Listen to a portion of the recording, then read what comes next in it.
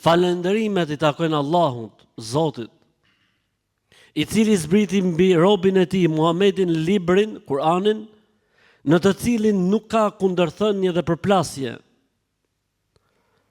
Libër i bekuar dhe shumë me vlera, që i përgëzon besimtarët që bëjnë vepra të mira dhe ju tërheq vërejtjen atyre që thanë se Zoti ka fëmijë. Nuk kanë dije përderisa thanë se Zoti ka fëmijë. As ata dhe as etrit e tyre. Po mirë o Zot, a ke mundësi në Kur'an të na sqarosh këtë histori? Ç'është kjo punë? Po. Yudahi'una qawla alladhina kafaru min qabl. Kanë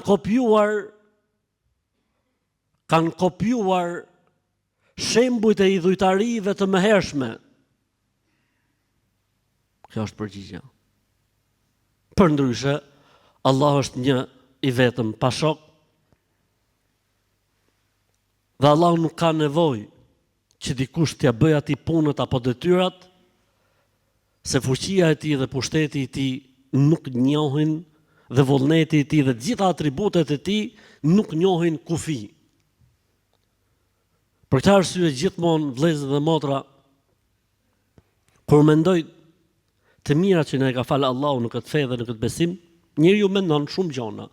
Mund të mendoj dikush për abdesin, mund të mendoj dikush për pastrimin, dikush thot mënyra se sa fort lahen muslimanët dhe sa të pastër janë, dikush thot zeqati që ndihmohen fukarejt, dikush thot mrekullia e haxhit dhe njeriu atje kur shef Qaben shkrihet dhe përjeton gjëra që si përjeton në asnjë vend tjetër, dikush thot sa mirë Islami i ka dhënë rëndësi prindit, dikush thot sa mirë Islami thot komshiu dhe fqinji, është aqërsim, dikush mund thot për shembull sa rëndësi ka dhënë feja islame martesës, dikush thot sa bukur i ka ndaj Zoti i mod punët, se si sa i takon çunit, sa i takon, e gjitha këto janë mrekulli dhe bekime, por vëllezër dhe motra, bekim më i madh dhe më madhështor dhe mirësia më e madhe që kemi ne në këtë fe dhe në këtë besim është besimi se Allahu është një i vetëm, pa shok, pa ndihmës, pa urtak, pa bir, pa bi, pa fëmijë, pa kalamaj e kështu me radhë.